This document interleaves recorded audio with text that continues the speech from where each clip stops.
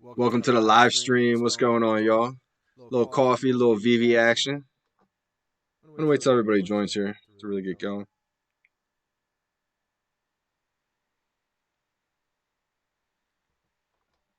Little late night live stream. Can you guys hear me? Let me know in the comments.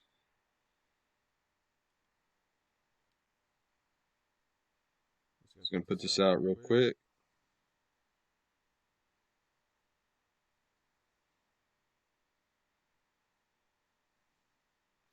Should be able to.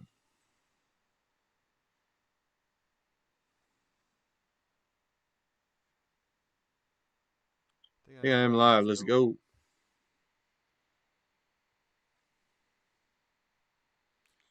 I don't know why I can't see it on my phone though.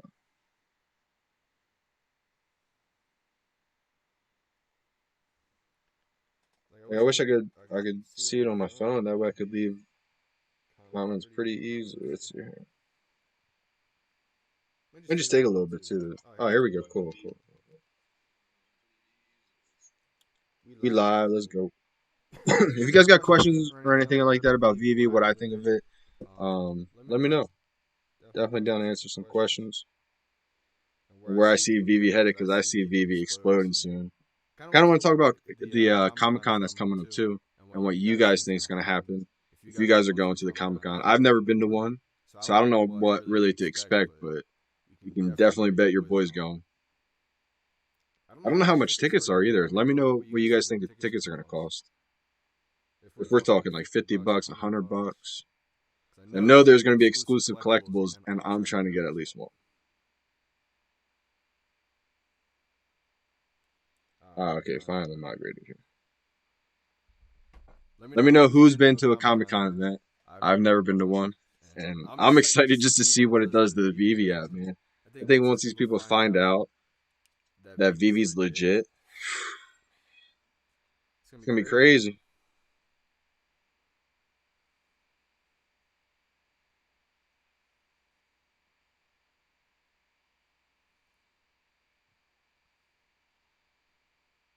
I'm just going to post this out on Twitter real quick.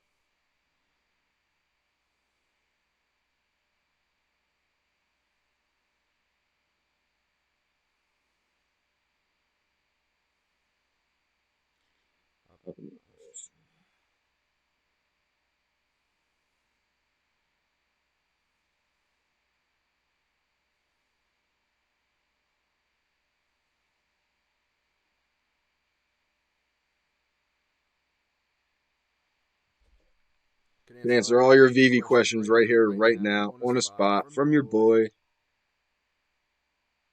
Half alien, half VeVe, half Vivian.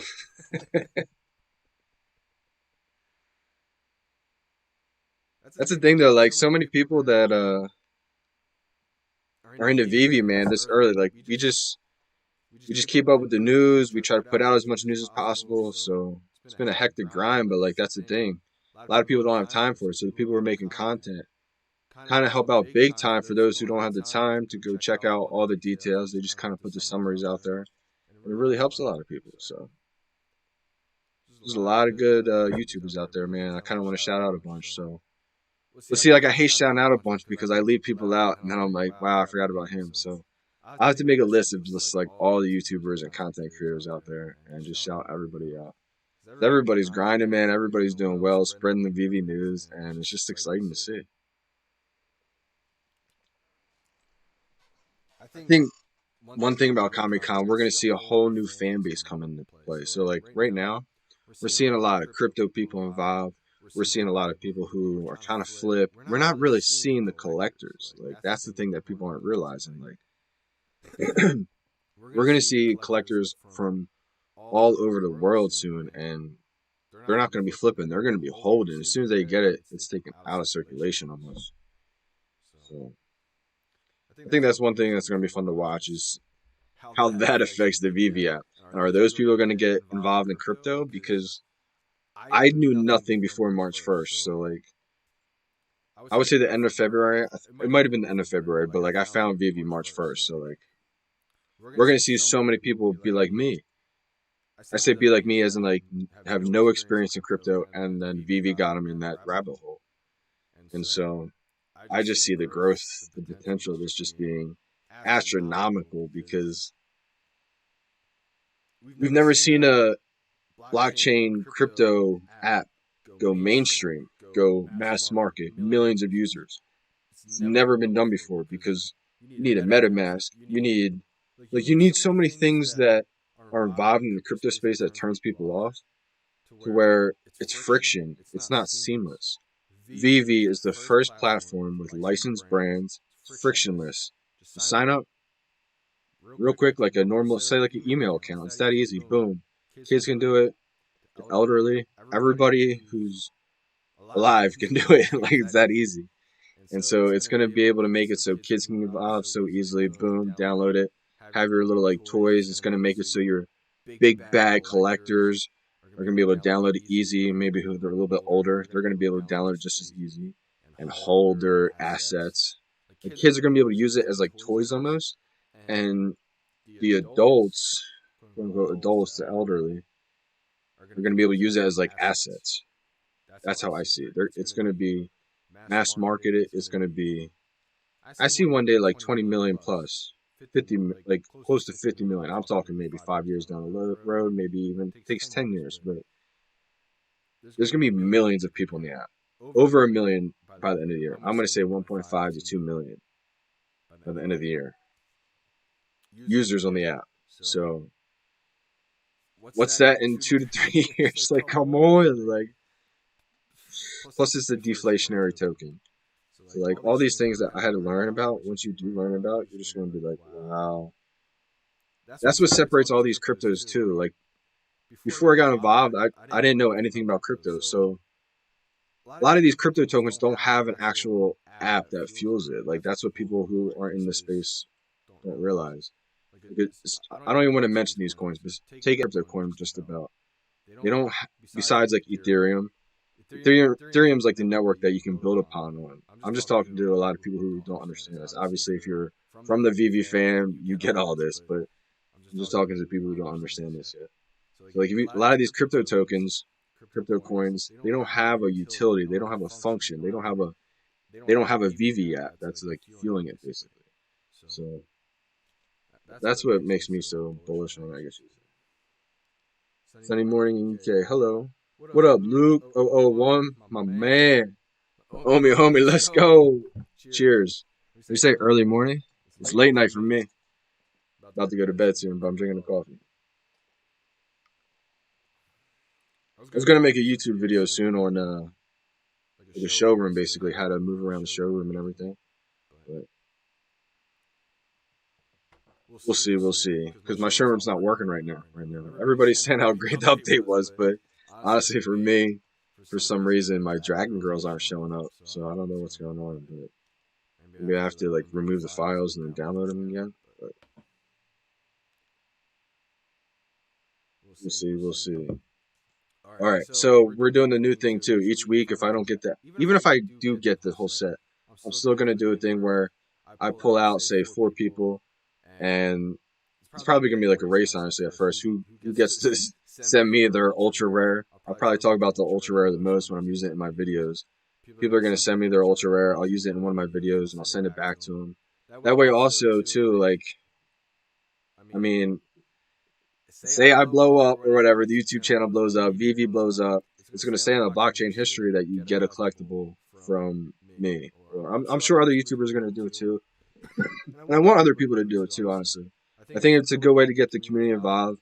And that way, when the YouTuber blows up that you get the collectible from, boom, you have like something that's worth a little bit more too. Plus, it gets the community involved, and like I'll shout you out and everything, talk about the collectible. So I thought it was just a cool little fun way to do it. So I picked 4 people this week. 4 people down to do it. I'm gonna talk about it. Also, you have to trust me that I'm gonna give it back. Obviously, I'm gonna give it back. So we got VeVe Chusk. Shout out to Tyler Gear, my dog. He's giving me the Count Calorie Ultra Rare. I knew him since elementary school, so let's go. Shout out to him. He listened to me. He joined VeVe, and he's got a pretty nice sized collection. I think he's like 4 sets maybe right now. I want to say maybe 3. I forget. Maybe 5, 3 to 5. I want to say. Shout out to him. He's giving me the Count Calorie to use. We got VeVe Nation. He just said that he was down. Giving me the Fat Tony to use in the video. We got Master Coin 33. He's giving me the uncommon, I think. Captain Cornstarch.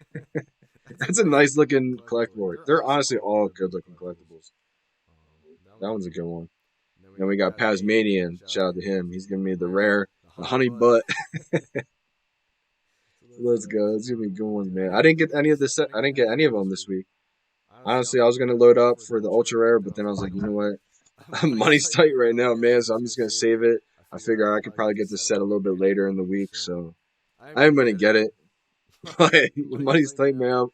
It's been a big bag. I mean, I went all in early, so a lot of the collectibles I got were retail early, but the ones I didn't get for retail, I mean, I spent a pretty big bag in the market too, so I mean, I could have waited a little bit now, a little cheaper, but I mean, I'm not complaining because I can't complain about my collection. You know what I mean? Gotta be grateful for everything, man. So those are the people right there. I'm gonna shout them out again real quick. We got VeVe Chusk. It's VeVe.Chusk is his Twitter name. Tyler Gear right there. He's giving me the count calorie. And we got VeVe_Nation. Fat Tony's giving me the common. And we got Master Coin 33. He's giving me the uncommon, the Captain Cornstarch. And we got Pasmanian. The two Z's, I think. He's giving me the honey butt rare. Let's go.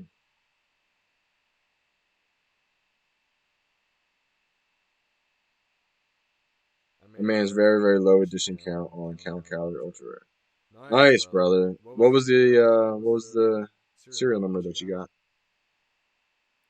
I don't know how you got a low one on him, man. Those things sold out in not even seconds, literally like half a second. So the fact that you even got one, that's legit.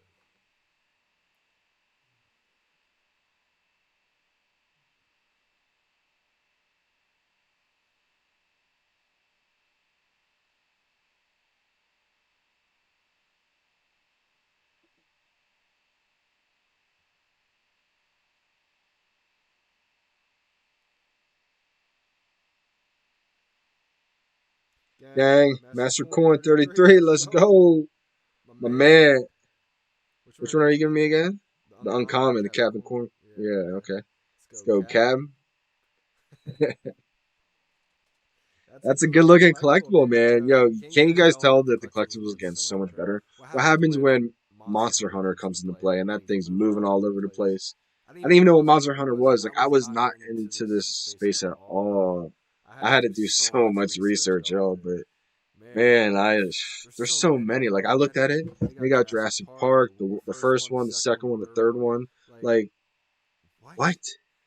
It's insane. Like, I can't believe they have all these licenses, man. It's literally just they are light years ahead of the game, man. Like, there's gonna be a couple other ones that compete, I guess, for like second, third, fourth place, whatever. In the NFT world, but there is nothing that's going to compare to VeVe, man. VeVe is like the Nike. VeVe is the Apple iPhone. VeVe is the Netflix of the NFT space. Was it Dan or Reese said it? VeVe is the Disneyland for NFTs. He used Disneyland for a certain reason. You know what I mean? Like, because it's like the playground for all NFTs, man. Oh, man. What does he say? Oh, 124 calorie count. Wow, that's insane, brother. First ultra rare in ages. That's amazing. 124, bro. That's a hold right there. Professional rookies. Hey, Johnny. What's good? Cheers. Cheers, mate. Yo, 124. I'm jealous of that one, man. Imagine getting a sub 100 of that. Whew. 124, I mean, come on. You can't beat that, though. I don't know how you got that, man. You must have had that clicker tool.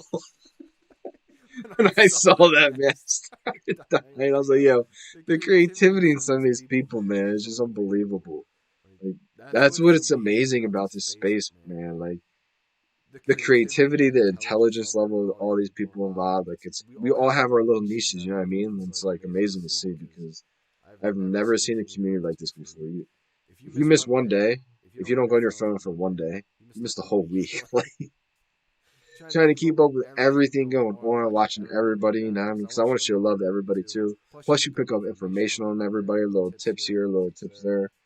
It's like, holy crap. You forget about real life. You forget about the simple things in real life. I know I'm not the only one, man. Like, catches up with you too. Like, then you got to sleep too. Like, it's almost 2 a.m. here Eastern time for me. We up talking to y'all because this is what I love, you know what I mean? Gotta get the physical for count C. You know I got that 59. Oh, wow. I got the 59. That's impressive, brother. Is that the one you're giving me? Wow, that's going to be cool. All right, I'm going to be talking about that one. Wait, no, wait. You're not giving me the count. That's right. VeVe fourth job. Yo, for real, VeVe is a fourth job.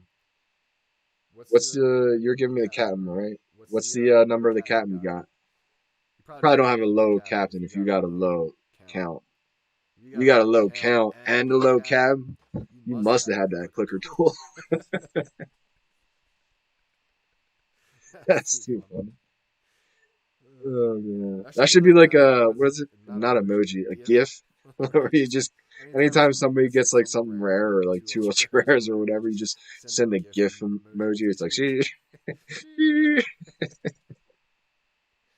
who do you recommend to buy physical collectibles? Any sites? Probably mean where. I'm not an expert on that, man. I can't give you the best advice on that. I only bought two physical items of the VeVes, like the replicas, and that's the Todd and the Rizzo. I got them both off Amazon, I believe, and it came with like the serial number and everything, so it was legit. That's why I'm looking for a certain Todd. The Todd that I put out there, it has no like significant value besides it's just I wanted to match it just for myself. Yeah, my attention was on the count. 2687 Captain. Word. Yeah, 59. 59 is incredible, man. That's insane. That's like that's something that you may want to like sell to VeVe. You know what I mean? Sell to one of the employees or something. What certain time? It's like 2393 or what am I talking about? 2939. It's like I forget what it was exactly, but I put a tweet out there the serial number for it. I'm just looking for it. They don't really mean like if I can match it, it'd be dope. But if not, I mean whatever. I just thought it'd be pretty cool. I never got into collecting until VeVe, man, and when I got to Todd physical in real life, the package was huge. Anybody who has the, let me know if anybody has the physical Todd out there. Because if you have the physical Todd, you're gonna know the package that came in. You're gonna be like, this is like a refrigerator that I bought. Like, the Rizzo, I was surprised. The Rizzo is not that big. You would think like being the number one and like the biggest one on VeVe, it would be like a huge statue. It's really not. I was kind of let down by the physical Rizzo, but the Todd physical, I was like, whoa, this is insane. Okay, cheers. Yeah, cheers, brother. 59, man. I'm impressed with that one. You either be clock getting or you got the finger mash. You gotta have a name for that too. The finger masher. I want to talk about some of my trades I did too, man, because in the one interview, shout out to NFT Pirates, that was a legendary interview, man. I can't wait for part two. May have to bring a beer on for part two, you know what I mean? But I was talking about how you can kind of level up your collection by doing trades.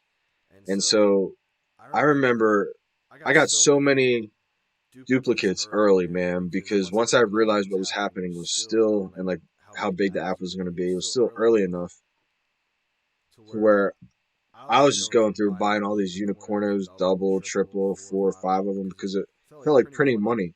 You could buy like at retail, a unicorno was going for like $15. So I'm like, buy, add gems, buy, add gems, buy. And so later, fast forward a couple months, now a lot more people on the app were trading. I had some duplicates to trade, so that's why I talked about too in the interview.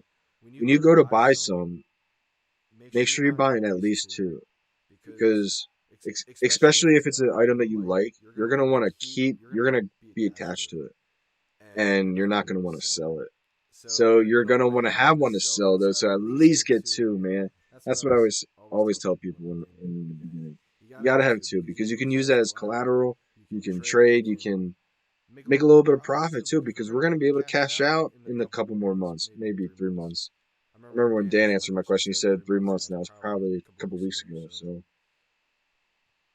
you're gonna be able, so if you have duplicates, it's gonna be huge.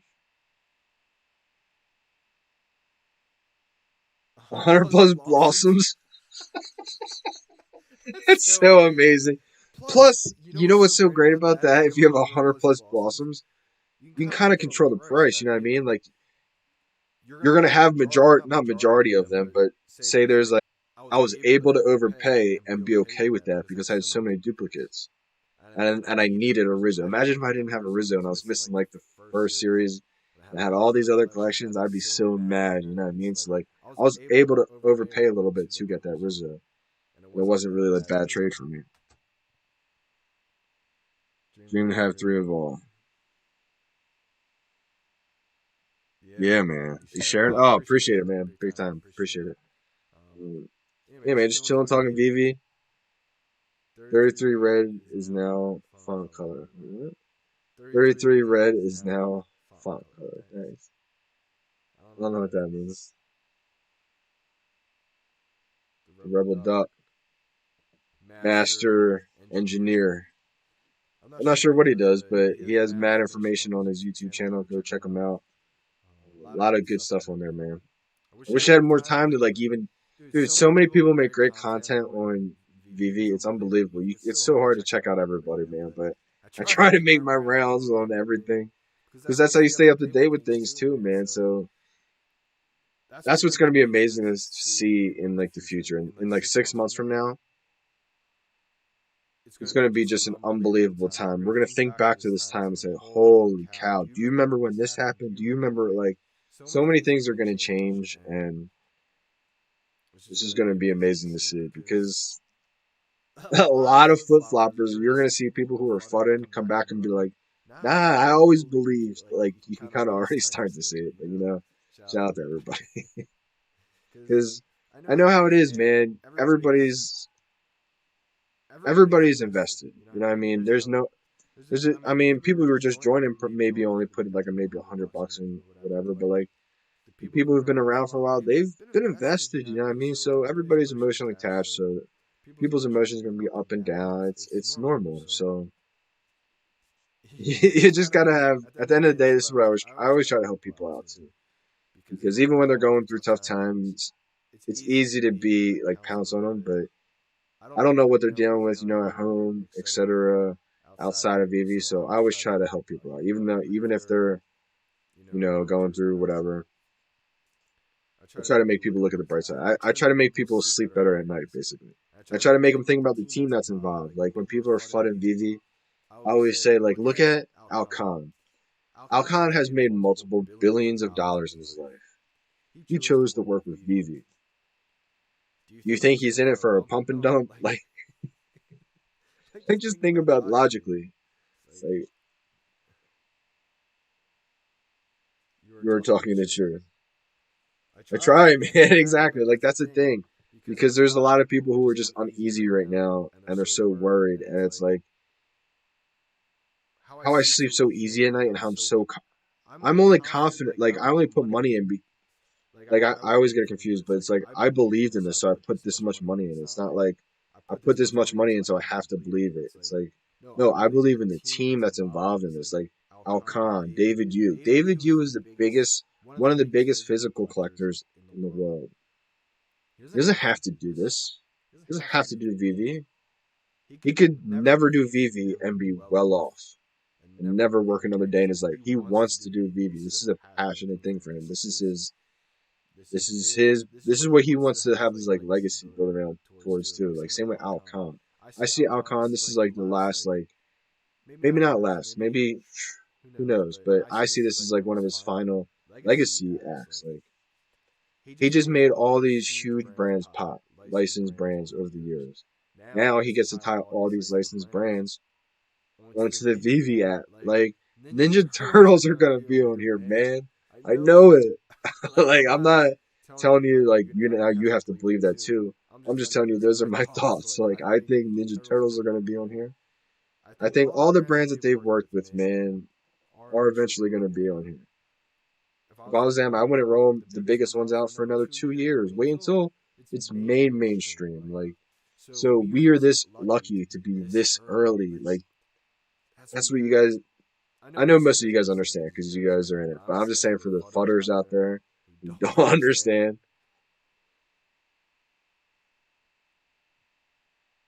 It's 3 a.m. here. I was going to bed, and then I know, man. I was just watching a lot of VeVe YouTube videos right before I got on. I was like, man, I'm hyped. I want to talk about it. I saw a couple that were like older and Cryptomania. Let's go, bro. It's 1 a.m. It's 2 a.m. where I am right now. Got a VeVe and coffee it up, man. You know what I mean? I was just watching a couple YouTube videos and I was just getting hyped. And then I saw one video that, it was like flooding it almost. And I'm like, I think honestly that other platforms are paying people to fund it at this point. I heard someone say that and I was like, it's got to be the case because if you're logical and you just think about the team that's involved, all these other platforms, I wish them the best. I really do. I don't mean to talk bad about any other platform. I think the more people that come into the NFT space, the better, honestly.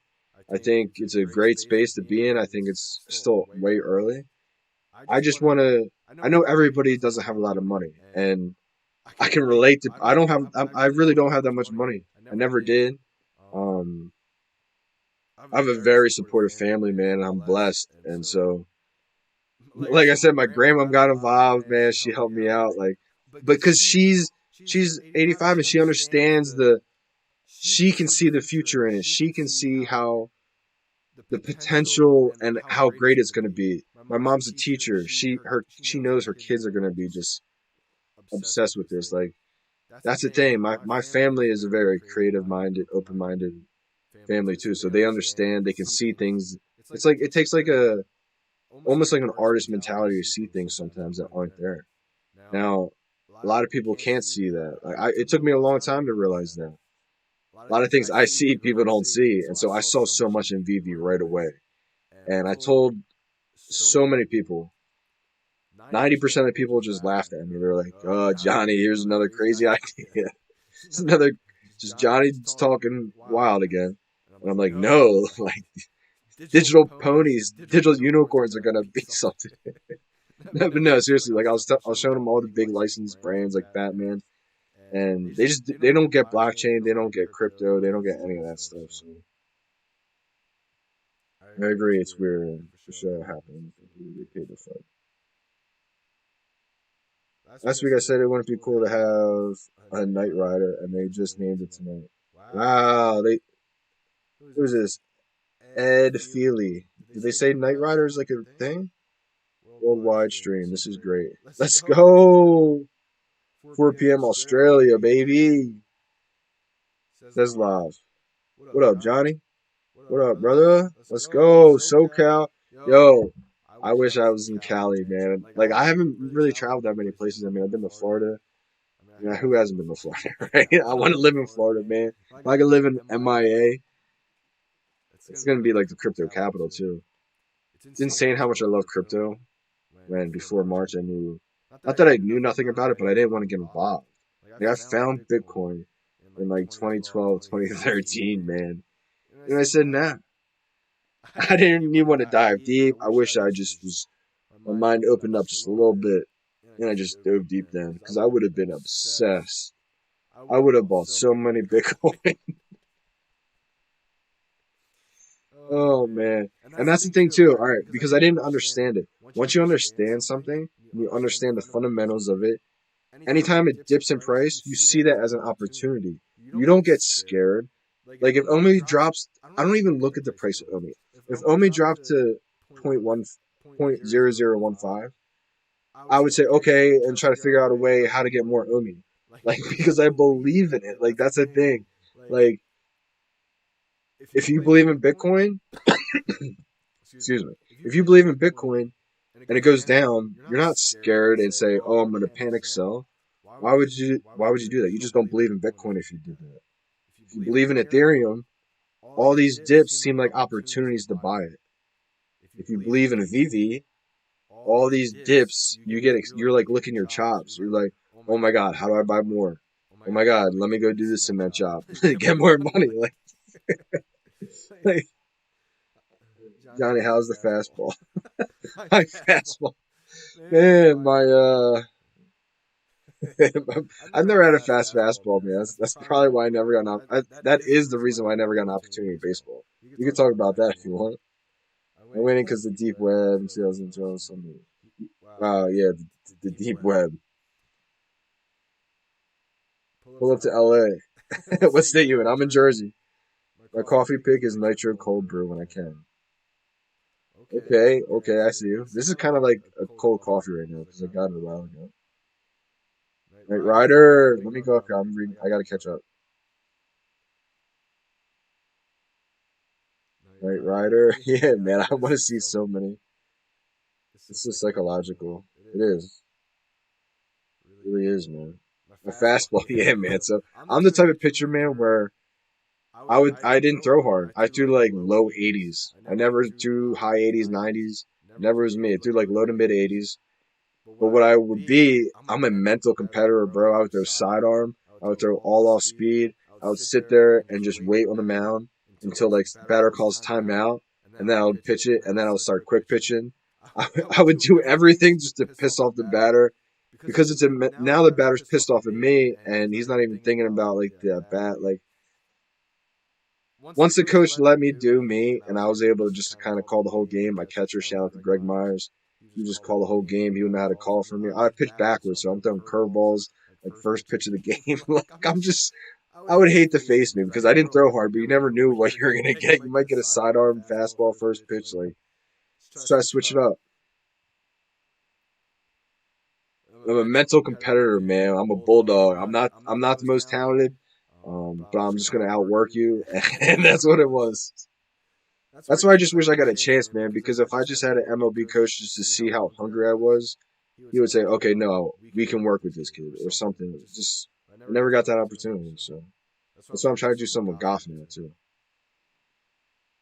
Goff, it's all on me. You know what I mean? With the only price at the moment, it feels like Bitcoin price in 2010ish.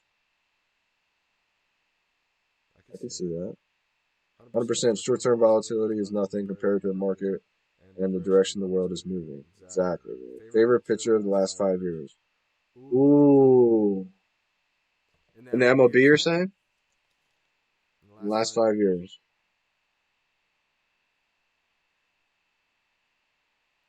Wow, that's a good question, man. Last 5 years, to be honest, the last 5 years is probably the least amount of baseball I've watched. Ever since I stopped playing it, I can't watch it. Can't watch it, and I can't pick up a glove. If I pick up a glove, I'm gonna start trying to go pro again. Like that's how I am. I can't like it's scarred me to a point where like as soon as I pick it up and start having to catch, it's like, am I gonna start training and try to get back and like go? I want to play independent ball eventually. I see it like eventually down the road, me playing on the PGA Tour, and then taking like a year off, or not even a year off, but playing like a year of independent baseball, just to say I did it. I know I can do it. I got to get my body back in shape though. That's the thing. If I was to go pick up baseball again, I need a few months to get my body back in shape. My arm would not hold up right now. But it's coming. It's coming. All right, MLB. Let's see. Favorite pitcher, starting pitcher, or just in general?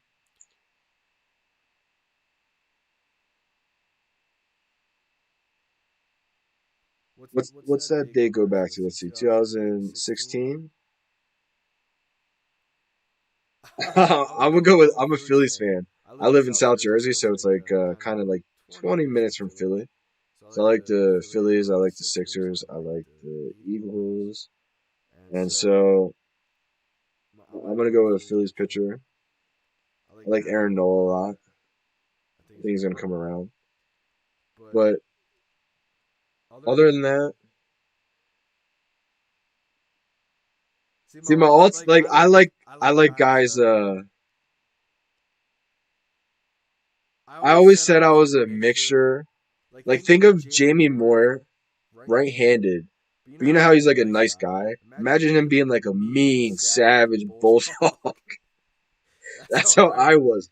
I would say I'm like I know he's way longer than 5 years ago, but that's I loved him because you would see him throw like 82 and it would just like tail out outside corner, and it's like if you just locate and you just mix up your tempo and you make every pitch look the same coming out of the same slot. So that means that like I could throw a curveball, fastball, slider, changeup, all from here, all from here, all from here.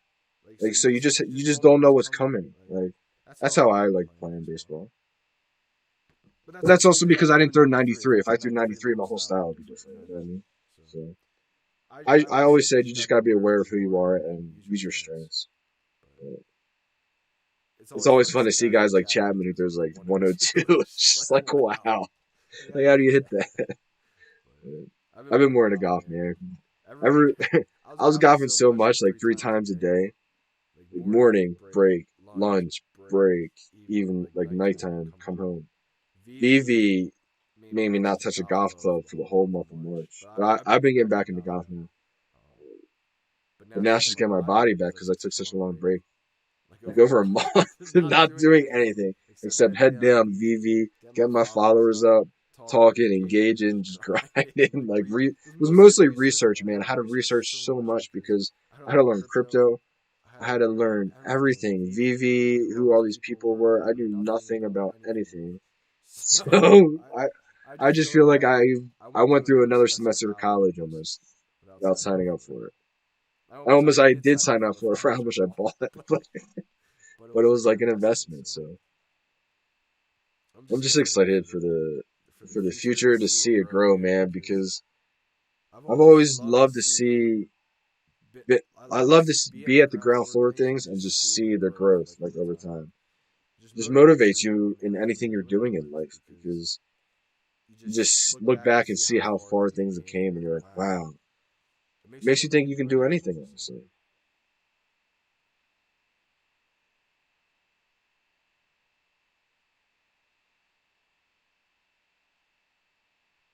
Oh, shout out to Claire. Claire's watching this. She missed it. She just said she'll send Catherine because it's a bit raunchy. Oh man, what's what's the thing about the Fat Tony? Never done golfing. VeVe and Comic Con is gonna be huge, dude. I agree, brother. Is it just me, or do y'all be shaking and shivering seconds before? It's the truth. You're like, oh man, palms be sweaty. Yeah, man. Someone talks about it before. When they made a video or something, they're like pacing back and forth. It's the truth. It's like, yeah, it's about time you start pacing. It's like, it gets crazy, man. Because think about it. There's 300,000 people in the app, give or take. How many people can get 1800 edition collectively? Like, 1800. So, I mean, it's just insane. Me too. You are not alone. Exactly, man. That's what's so great about it. We all feel the same thing. We all feel this rush. It's unbelievable. Now, I've never done Top Shot, NBA Top Shot. If I had a couple good moments on Top Shot, I'd be in for it. I think that could survive. Um, I think it is a little bit of a bubble. I don't think a lot of the players are going to be worth what they are, but I think a lot of the big ones will be. Um, big ones, rare ones, etc. Whatever. But the commons and all that stuff, I don't could be wrong, but I don't really see that being that valuable. But I know they do the box type format, not like a blind box, but like how you're in a queue, and people say like the rush is not the same as VV. So like I've never done that, so I've never experienced that, but I know the rush with VV is just unbelievable. Comic Con's gonna blow VV up, I think, bro. The TikTok. My lady gets a curse. I was on TikTok for a little bit, but then I deleted it. I didn't really post anything besides just like music snippets and a couple like fishing. I fish a lot too, so some of my fishing videos got like the most views. Like one of them got like 10,000 views. I caught a turtle, dude. It was huge. It was the biggest turtle. It looked like a dinosaur, honestly. Did not mean to catch it, but I had a video of it, and it was insane. The rush of the VeVe drop is almost worth it, even if you miss a drop. The adrenaline glands pumping. Is it true? It's a workout, bro. I swear. After a VeVe drop, you're like, whew. All right, now I can do whatever I'm going to do for the day. It feels like a workout, man. It really does, no lie. It feels like you just came in the ninth inning and pitched and just got the win or something. I agree. Yep. And the feeling of you getting it, it's like, I got the ultra rare. Oh my god, let's go. It's amazing, man. And then the stunt of it is like the cat is like to finish it off. You know what I mean? Take pictures with it. It's like whole set checked off. I love it, man. And it's only just beginning. Think of how addicting VeVe is, and it's not even immersive yet. Like, wait till it gets immersive, man. Like, yup. Like, I think once. All right, so everybody talks about TVK, right? They actually have pretty good setup in like the virtual world right now. They don't have the. I think they're going to be like the Spotify. I always said this, or like the Reebok, and VeVe's going to be like the Nike. They don't have the IP, the brand, or the team like VeVe does. But I think they're getting there. You know what I mean? I think they're nothing can compare to VeVe. But I think as like a second off, I mean, if you want to look, if you ask me if you're not investing in VeVe, what else would you invest in? I would say TVK. I think their virtual like showroom area is pretty good right now, to where like you can see the TV, you can see the couches, you can see like the CD player. That's when VeVe gets exciting, man. When you can go into my little area, my man cave, my bat cave, you can go see what movie I'm playing tonight, or I was gonna say tonight or today. You're gonna see what song I got playing on. Is it in my prime? Is it I got NFTs? Is it serial killers? Shout out to It's Wonderful. Dude's talented, man. I love that kid. Um, Shout out to It's Wonderful, man. Uh, that's when VeVe's gonna get unbelievable, man. It's gonna just blow everything out of the water because then it becomes immersive. Then it's like, yo, I'm gonna pick someone out here. Who, Cryptomaniac, or the Rebel Duck, or Luke, or Master Coin, or anybody else. I get to go in your showroom. I get to see what movie you're playing today. I get to see what song you're playing, what vibe you're with today. Like that's what it's gonna be like. It's like going over to your friend's house and like vibing with them. That's how I see it, man. And I see that coming soon. People are like, oh, VeVe versus the first iteration is just a showroom. That's like almost social media 2.0. Think about it. When VeVe first started, the statuses, I was posting to the feed way more often, and like all that's all I wanted to do was post to the feed. I didn't even want to go to Twitter. I didn't want to go to Instagram. I didn't want to go to Facebook. I didn't want to do anything else besides just post to the VeVe app. So when I get to go into other people's showrooms, like that's social media 2.0 as opposed to your Facebook feed. Like I get to go see what you own. I get to go see what your vibes like. I got like that's where the interaction really takes place. What happens at 1 million users? The seatbelt's locked in.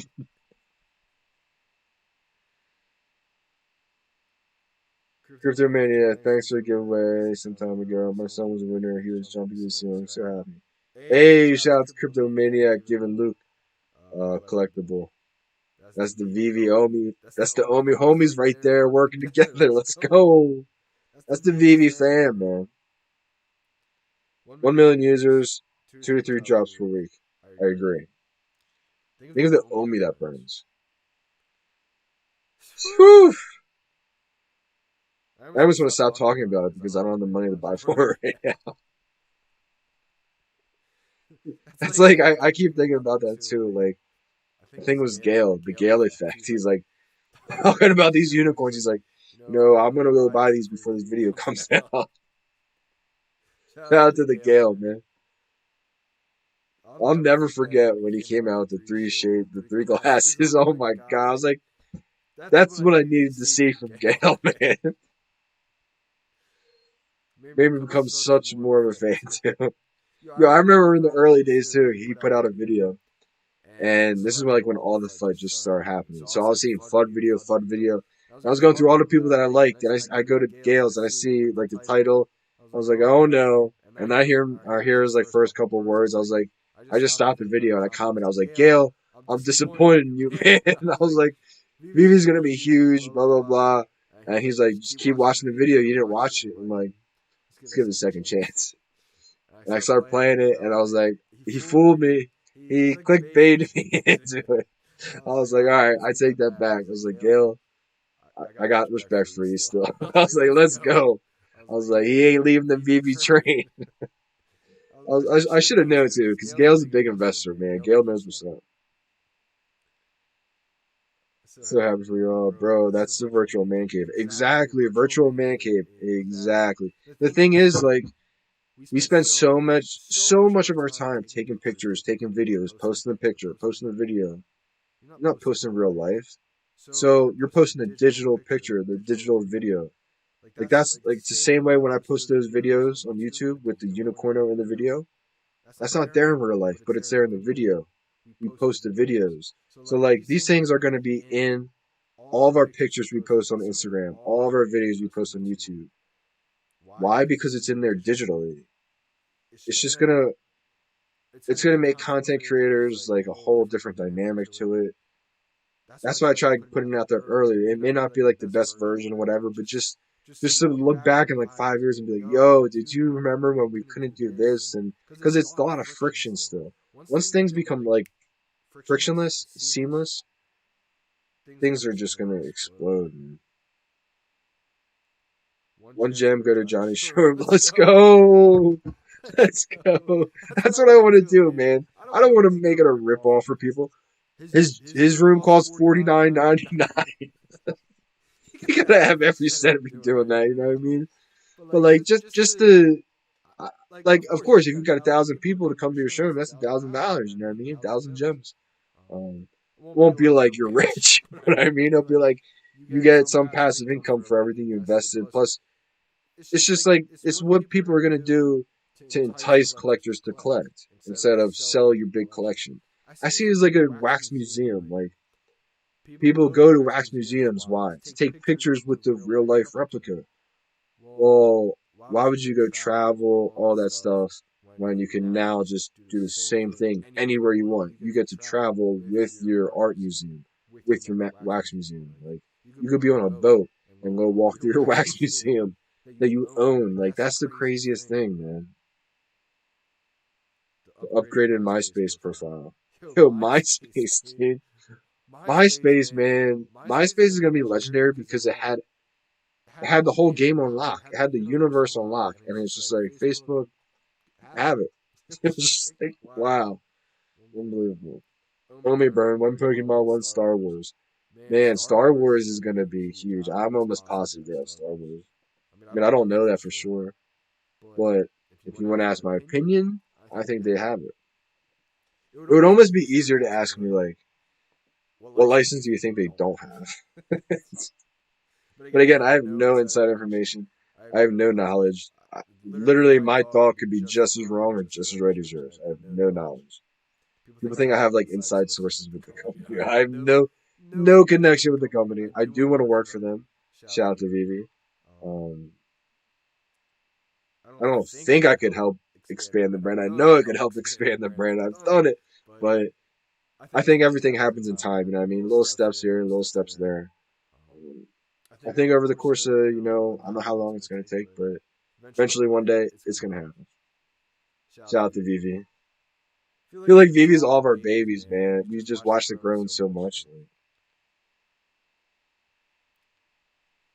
Drop days have a whole morning ritual for me now.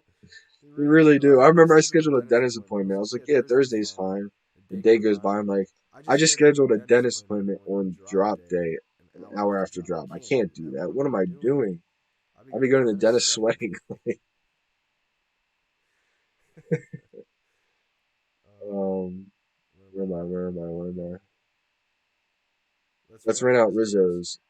Wow, MySpace, OG Facebook. That's the thing about renting out Rizzo's, man. I really think you can, and we're gonna be able to. There's so many different ways you can rent out Rizzo's. There's two different ways. I heard Reese talk something about when it goes to immutable, there's going to be like a layer two scaling thing where you can rent it out. If the floor is 20K, just say it's 20K, etc. Maybe it's 30K, whatever. Just you're going to be able to do it that way. But also, I think you're going to be able to rent it out to where, like, say there's a chess game or something, or like a board game, and people want to play with, or like a Monopoly game. If people want to play with a Rizzo, you're going to be able to rent it out to people with a smart contract, and they're gonna be able to use it for like a week, and then they send it back to you, maybe for like 100 gems, or not like 1,000 gems or whatever. I don't know what, but I'm just ideas just flowing out there. That's how I see it. I think they may be able to do like small little games like that. Say they have a Monopoly license. I think that's confirmed. I'm not sure if it is. If it's not, then maybe they don't have it. But I'm pretty sure I saw like a Monopoly thing that was confirmed. So say they have that, right? Um, I could definitely see like little chess, not chess pieces, maybe chess games, but like Monopoly pieces on the board, different characters or different collectibles. I could so see that happening. Let me know what you guys think on that, because I want that to happen.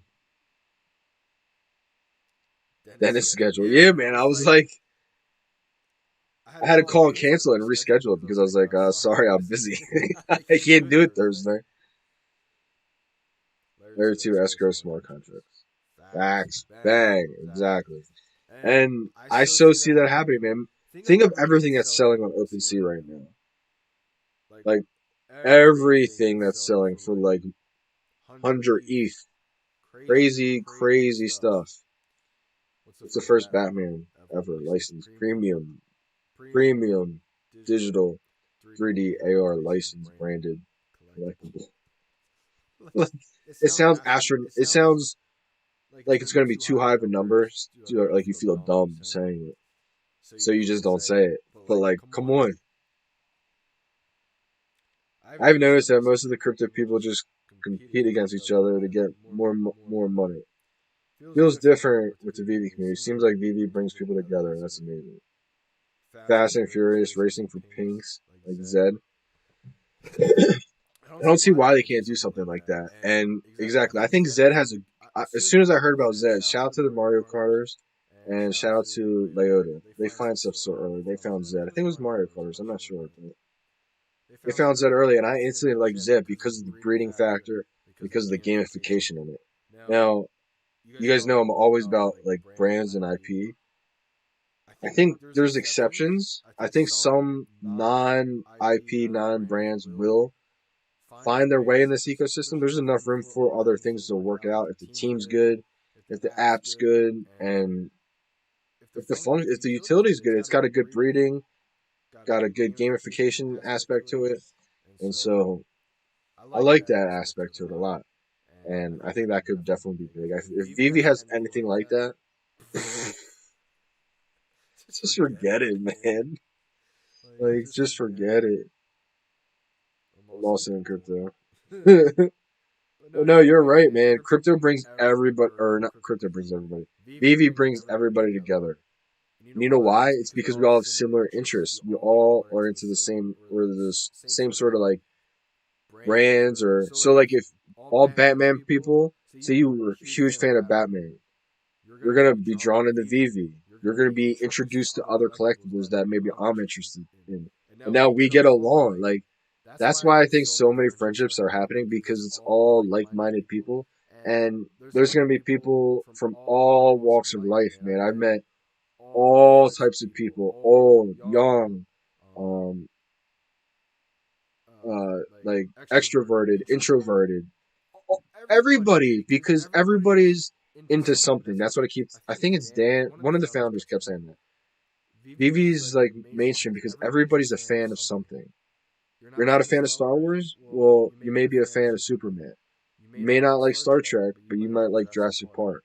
And so like you're all like Tokidoki, nah, but Batman, yeah. So it's like brings everybody together, man. So that's what's so crazy about it. Like so many people. It would be game over. And I think they can, man. You know, like the UPI they were talking about, the Universal Pipeline. I don't know, but it had something to do with gaming in there. And that was kind of been going low key. I think they're working on ways to integrate small layers of gaming somehow. I don't know how. It's not going to be like a video game, like busting out Call of Duty. I mean, maybe down the road, but like, it doesn't have to be like complex. You do you. What do you mean you do you? But yeah, man. I think I think gaming is going to be huge, bro. It could just be something so simple.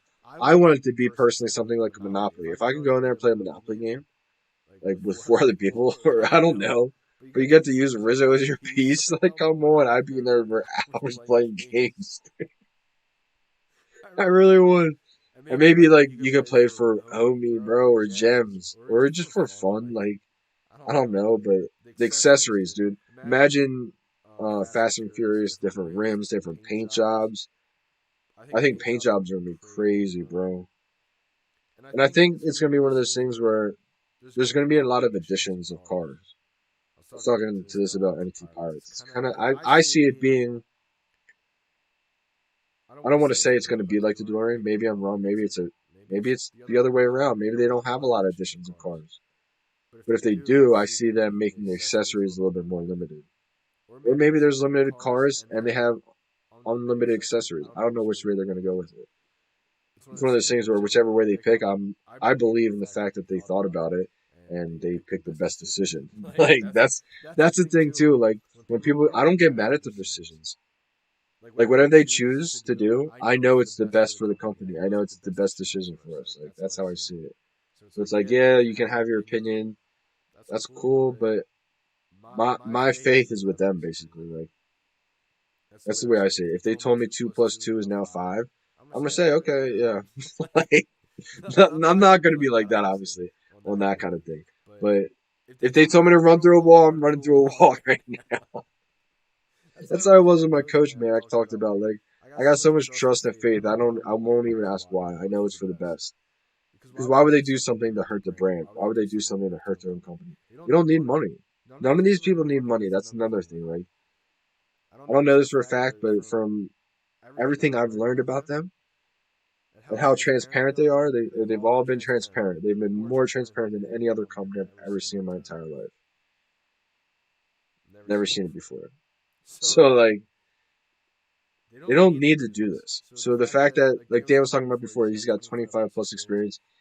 They're good, ethical people. You don't have to trust them. You can just watch them and then believe it on your own. Like they show you that he talked about he's not going to dump his coins all at once. He's been working for a while, so he may liquidate a little bit at a time, just like anybody else would. But they're not doing this to dump. And I don't want you to believe me just because I'm saying it. I want you to think about it the way I think about it. The people that are involved, man, you like just to ask yourself who's involved, and then ask yourself, do you think they would do a pump and dump? Like you start sounding dumb when you start even having to ask yourself this.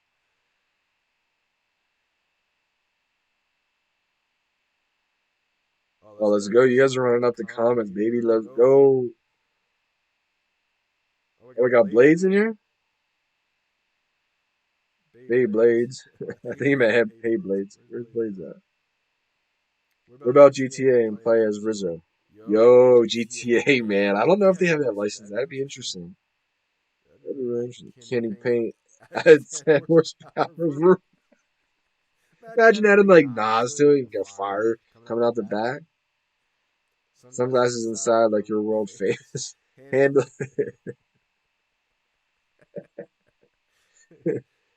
Fast and Furious 9 car drop going to be legit acting scenes.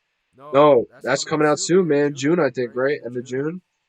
Think that could be a little surprise, maybe. Maybe that's what wasn't ready. Who knows, man? I definitely see them dropping some big things soon, though. Definitely.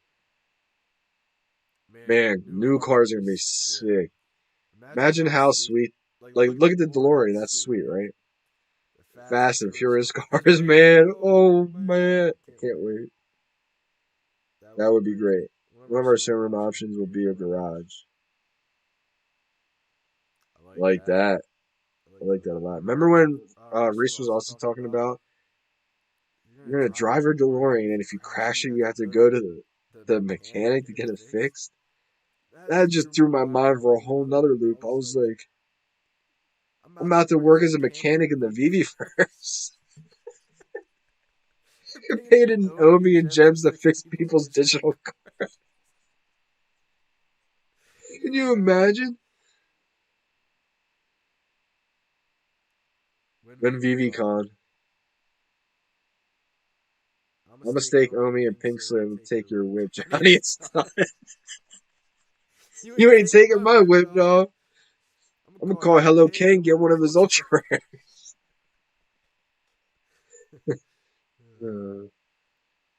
Agreed. Talking the truth. Exactly, man. Gotta speak the truth on here, dog. VeVe Mansion in the VeVe verse with the VeVe garage. Dude, to the point where I want to get a VeVe like logo on my car in the real world. Not financial advice. What was it that you said? I forget. VeVe cars collecting. I'm in. Yo, VeVe cars. You ready? This is what I was saying earlier. Only time ever that cars in the real world they're gonna depreciate. Cars in the VeVe verse they're gonna appreciate. Digital cars appreciate. Physical cars depreciate.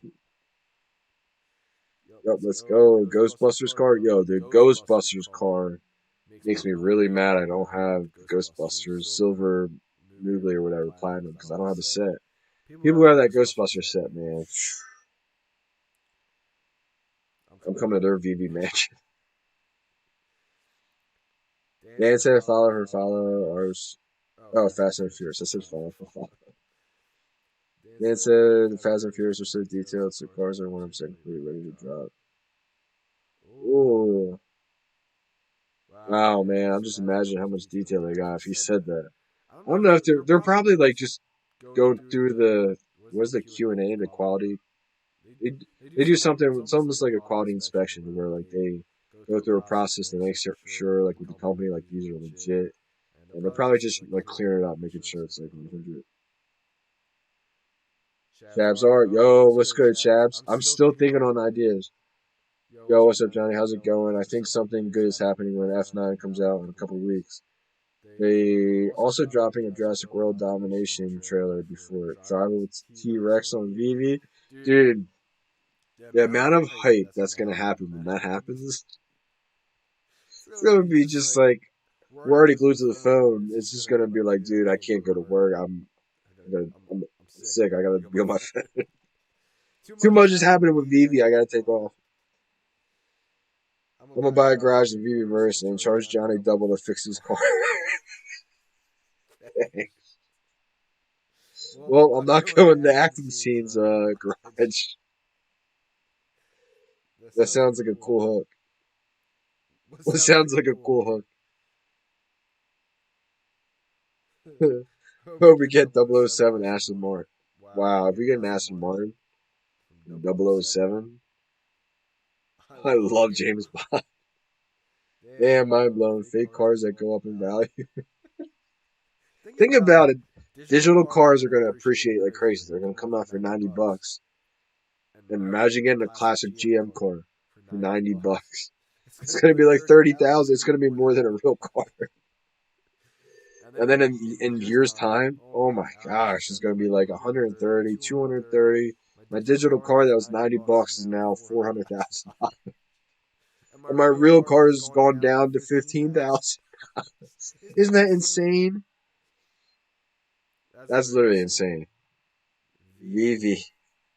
VeVe Voodoo.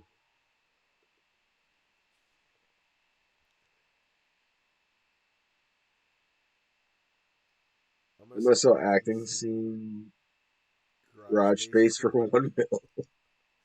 His future GM car concept looked amazing. Dude.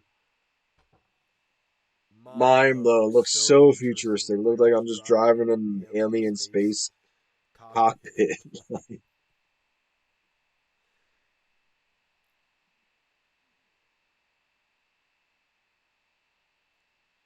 Yo, Night Rebel, have a good one, brother. I drank too much coffee, so we off for a little bit longer. That's the thing with VV too, man. If you stay up too long, then you miss the drop. Yo, I had some crazy experiences with the drops, man. The Nightwing experience is something I'll never forget in my life. Because I didn't sleep the night before. I'm up. I'm like, all right, I'm ready. It's 11 a.m. Eastern time. I'm ready for it. And it got delayed. I was like, dude, I'm so tired. How's it delayed? I gotta set alarms, so I'm literally dozing off. So I set alarms 5 minutes apart from each other. Literally dozing off, waking up, checking the app, dozing off, waking up to the alarm, checking the app, dozing off. And I woke up like 2 minutes before my alarm somehow. The VV gods, David, Dan, Al, they sent the brain waves to me. I woke up right before the alarm went off, and I went on the app. It just turned on and started working. It worked. It was on. I bought one. I got it. I bought two. I got it. I tried buying a third one and said you reached the limit. I was like, what? I texted my boy, shout out Joe Kelly. Um, he was my first friend that listened to me, so he was on the VV app kind of early. And so I texted him right away. I was like, yo, it's working. He's like, what? And he was at work, but he just got his phone out and he went on real quick and he bought it. So he got a Nightwing. So that's his big purchase that he got. And I'm happy he got one. Because it wouldn't have been fun if I'm literally the only one where I'm from who believed in it, man. I told so many people for months no one believed in it. My dog, Joe Kelly, he believed in it finally. He went in. He was like, wow, this is amazing. Thank you. So I'm so glad he listened because I talk to him like every day too. So I'm glad he has a bunch. And then my boy, VV.Chusk, Tyler Gear, he hopped on a little bit later and then he's invested in it. So what's cool is that the concept cars can be blown up life size and drivable. Those are always the coolest car shows, though. Bro, I haven't been to a car show in a couple years now, and VV's definitely make me want to go back to one because exactly, the futuristic ones just look like an alien spaceship, man. They look insane, and when you blow that thing up in AR, you're gonna be able to drive it. Like this is just Nightwing was crazy. Yeah, Cryptomaniac, dude, you were there for that, I think, right? Nightwing was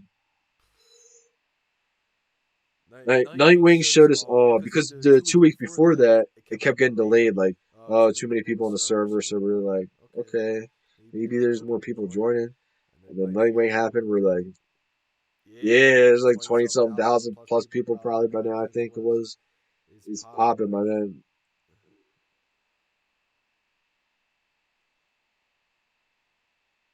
I fist bumped so hard when I got the Nightwing. I couldn't care less about the other three collectibles. Dude, I think I said the same thing in the chat interview with the NFT Pirates. I did the same thing, man. I was like, I felt like I won. I was like, I did it. Let's go. I got it. I got two of them. I won. And then I was like, wait, I got to get the set. Like, I forgot. So I had to go back. I got one J Lee. I should have got so many more J Lees. I don't know what I was on my high of getting the Nightwing. I got one. I just got the one Nightwing. Or I got the two Nightwing, the one J Lee. Is that the Gary Frank or I forget what was even in that the rest of that set. Honestly, right now, so I need sleep right now. But that was like that's the fun of it, man. Looking back at these times, like are gonna be priceless. Nightwing was on my buy list. Saving. I will get one. Yeah, bro. Good idea. Good idea. I think it's the right move. Save a little bit. Get the Nightwing now. I think they're still under $1,000, and there's only one Nightwing, and it's an FA. Talk about sweaty palms, dude. I was so tired. I didn't even have time for sweaty palms. I was like literally in a sleep. I was like dozing off, and I just woke up. I was like, oh, I got 2 minutes on my alarm. Went on the app, and it would just work, dude. It was like, what's happening? Good luck, Luke. Oh yeah, good luck, good luck. I think you'll be able to see if I'm getting it. I mean, I'm not positive Nightwing is going to be huge, but I mean, if VP is going to be big, I think Nightwing is going to be a big collectible. Especially after I learned everything about Nightwing too. I didn't realize how big Nightwing was. Nightwing's a big character. And also, it was one of the first ultra rares, if not the first, that had a restriction limit on it. So before that, you could get 10 Rizzos if you want. You could just hit buy, buy, buy, buy. You couldn't do that with Nightwing. If someone has more than two Nightwing, they bought an extra one or traded for an extra one. That's the only way you have more than two. So that's also what's crazy. I don't know how many people got two on the drop. So I one thing I talked about that a lot of people aren't talking about, I think, is the ownership of the NFT. It's people aren't talking about it because it's not really there yet. You can't really see the previous history of all these NFTs. Like I know on a couple other NFT platforms, you can see the whole history, and that's what's gonna be cool, man. So you're gonna be able to see like, yo, Johnny Dunn is the only owner was the only owner of this collectible, or this collectible is owned by Logan Paul. Like, shout out to Logan if he's listening. But the homie is a wagon, not me. But can't believe we said it, man. Let's skip Nightwing for Barda and Starfire. Mistake. No, that's not a mistake. It's hard, man. Those are huge collectibles in itself. The good thing about Starfire and Barda, Starfire is the first animated. I say Ritmo is the first fully animated. I mean, because the Starfire's fire moves, it's like a texture animation. But also, Starfire completes the whole set by herself. It's a huge thing. You only need one collectible, you get an entire set. Big Barda was the first fully colored comic on the app.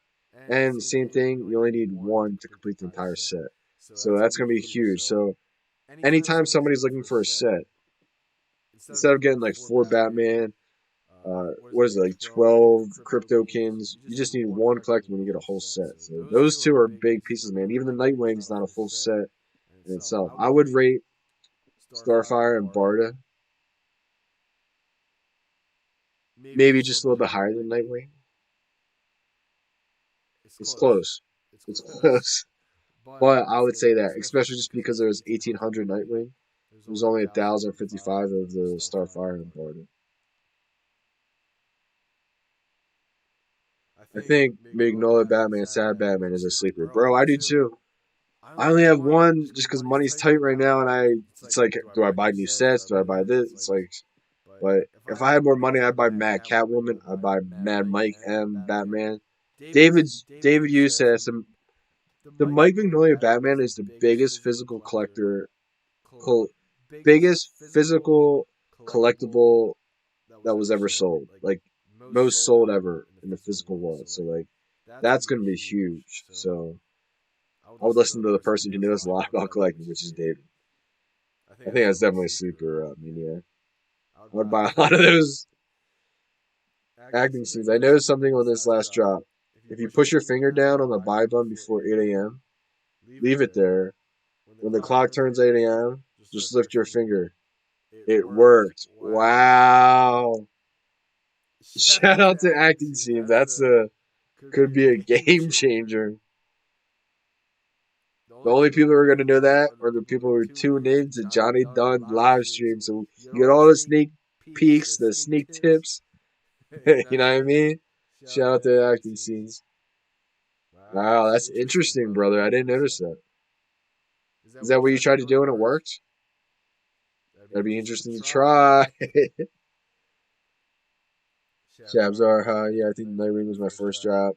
I kind of took VeVe for granted when I first started. I think mid-February I bought a few Rizzos, but I still wasn't sure of it. Bro, you were here mid-February though. That's legit. That's the thing. I know people who bought the gold Mooglies and they were like, I mean, but like they were just sitting there. It's psychology, man. It don't matter who you are, me, anybody. Even when things are just sitting there, it makes it feel like it's not important. It makes it feel like it could it could be the most valuable thing. But if they're just sitting there in stock, there's 100 of them, there's thousands of them, and there's people that just like aren't buying it. You don't want it. But until everybody's like, yo, I want that. Yo, I want that. You're like, okay, bye. It's like, it's just psychology, I think, man. So don't feel bad about it. It's just, the more you start learning about the app, the more you probably bought more. It's just like, wow, you know what I mean? Like looking back on things. Interesting. I skipped Nightwing for Barda. Oh yeah, I just read that. Almost even to be honest. Yeah, exactly. it's it's tough. I pressed buy now 1 second too early and then messed up on the drop. No way.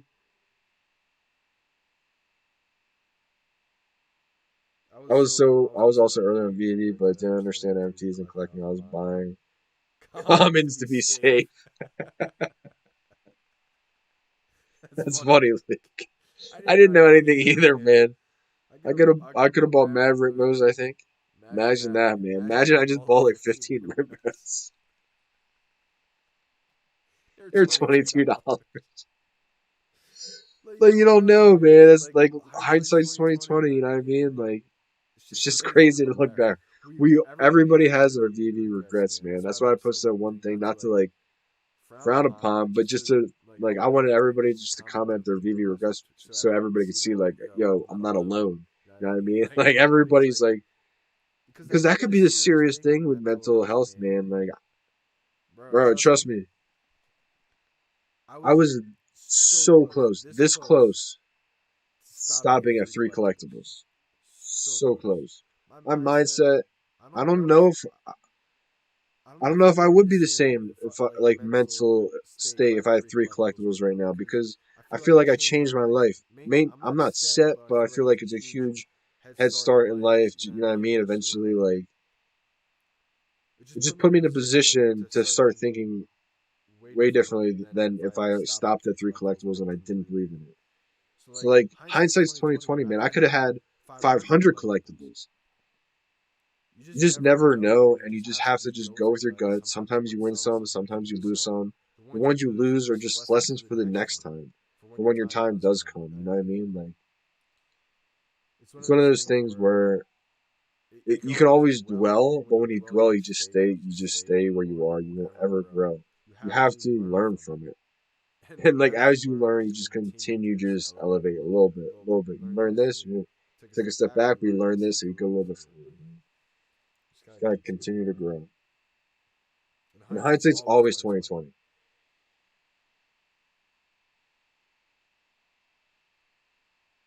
What's up, Mr. John? Hey, Johnny, you mentioned sleep problems. Sleep problems are huge, man.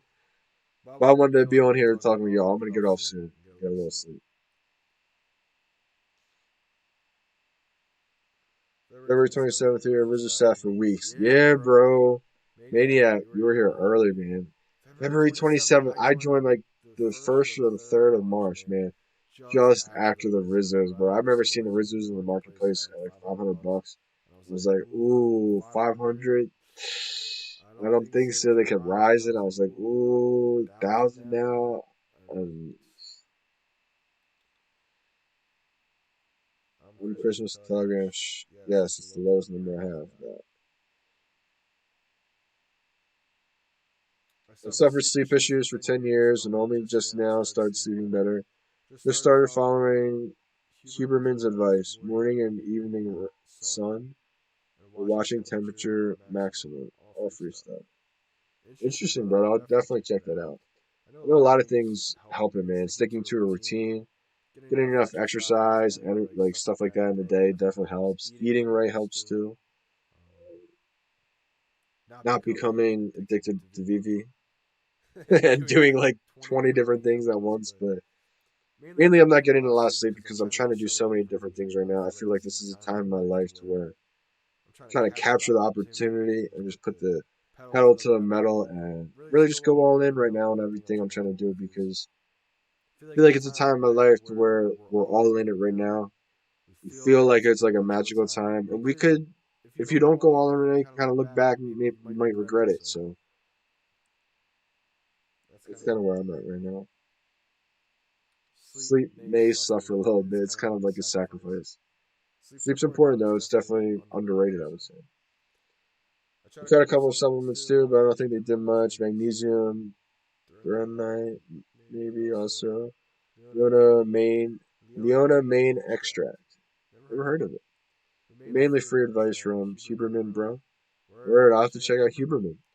I have to check him out. I'm always down to gain advice, man. That's the one thing about me is I'm not hard headed to where I'm not afraid or I'm not too big to learn something. I am never afraid to learn something, man. I try to be a sponge to everybody. Learn Something new from anyone, any day. Constant student of the game. Thank you, man. Thank you.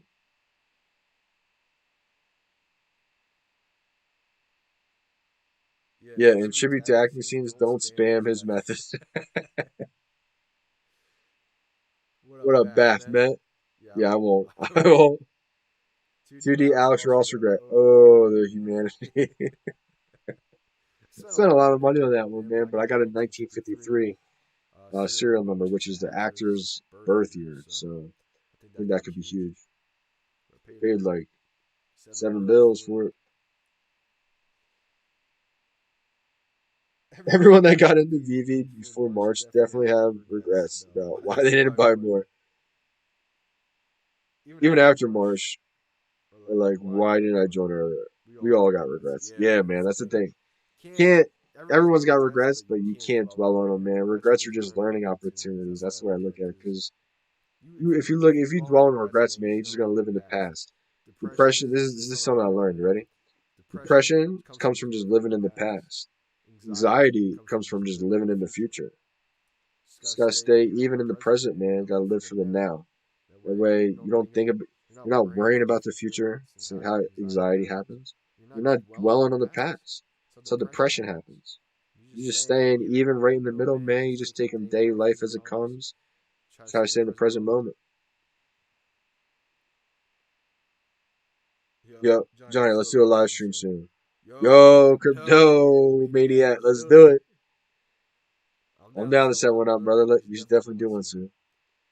Matt. Truth. Weekend live stream. That's what I'm gonna start doing, man. Just late night weekend live stream. Anybody who's out there, go and get a drink, come home, see Johnny Dunn live, might tune in, see what we're doing. I'm not even a drinker anymore. There's just coffee in here. There's barely anything left. But I don't really drink much anymore, man. If I do drink, it might just be a little bit of wine or something because, man, I lived a crazy childhood, man. I drank a lot underage. I was a partier, and by the time I hit 21, I was just wiped out. I was like, I don't even like drinking much anymore. So because of that, because of my whole story too, like that, man, I feel like I can motivate a lot of kids and let them know that like there's way more to life than partying, man. Like that's all I used to think about was just living in the. I was living too much in the moment, you know what I mean? There's a balance. I was just talking about you gotta live in the moment. You do, but you can't live in too much of the moment where you're not you don't want to think you don't want to worry about the future. You don't want to worry about the future, but you got to think about the future a little bit to where you can't mess it up. You don't want to throw away your future because you're partying like and living reckless in the moment. You know what I mean? There's a balance. Balance is key in life, man. Balance is something that I don't have. I'm all or nothing type of person. It's a blessing and a curse. I try to have balance, but it's just something I lack. It's why I'm able to go so hard in so many different things, but I gotta be careful because if you go into the wrong direction, where I've gone in the wrong direction in the past, it's all about learning from your experiences, like I was saying. But when you go in the wrong direction and you're an all or nothing type of person, it can be detrimental. It can be a negative. So I try to focus on positive things and stay in the positive things because it's a blessing when that happens, man. You have an addictive personality. You can really kind of transfer it and tunnel vision it into things that can really help the growth and really, really get into some good things, man, like VeVe. So, it's Huberman's channel. I'm gonna check that out there because I like learning about sleep too. I think too many people talk about how like team no sleep, grind nonstop. Like you gotta grind, but sleep is so important, man. Your body has to recover. I've learned it with golf, baseball, everything, man. Like when you don't have sleep, you can't perform well. Like I tweeted out a little bit ago. I said like one day I was just shanking balls. I didn't sleep one night at all. Right. I tried going out and practicing at like 7 in the morning. You have to sleep if you want to play golf, man. Excuse me. I couldn't hit the ball. I literally was just shanking balls. Like I was like, what is going on? I just left. A couple days would go by. I went back out there, rested up, and I was perfect. I was like, never doing that. I'll no sleep again. Yeah, bro, full steam ahead. VeVe, crypto, super pumped. I'm the same. Just mental health and sleep is now a priority for me. Cost is too high. Bro, mental health is slept on too, man. No pun intended. Sleep, mental health, man, it's important. So much of life depends on your mentality and how you see things and your perspective. So if that ain't right, you're gonna see things all the wrong way and have the worst perspective. And sleep's a big part of that, man. When you don't have enough sleep, it affects how you think of things. I know me, man. When I don't get sleep, like if I had to wake up at 7 in the morning tomorrow, and it's already 3 a.m. for me right now, I get 4 hours of sleep if I passed out instantly, which I probably won't. I'd probably get like 3 hours of sleep. I'd be miserable tomorrow morning, man. I would, I would not be myself. I would have to just be miserable. So I wouldn't do that to myself. Like in the younger days, I'd be 3 hours of sleep. I'll tough it out. But like now, I'd be in bed by like 7 p.m. Because you don't want to do that to yourself. You know what I mean? Green man, some good advice. One day at a time, enjoy the moment. Tomorrow isn't guaranteed. Yeah, you can't actively wreck the future. But exactly, man. Tomorrow is never guaranteed. Thanks, Big Dunn. That depression bit was the bit truth. Oh, that depression bit was the truth. Appreciate that. Because it's the truth, man. I battled tough times too, man. Baseball in college was one of those times. Because it's like a trauma, man. It's a PTSD. It really is because I treated it like a war. I was going there battling, bro, because you gotta take people's spots. You're going out there with tryouts. I was like, tunnel vision. I'm trying to get drafted. This is war.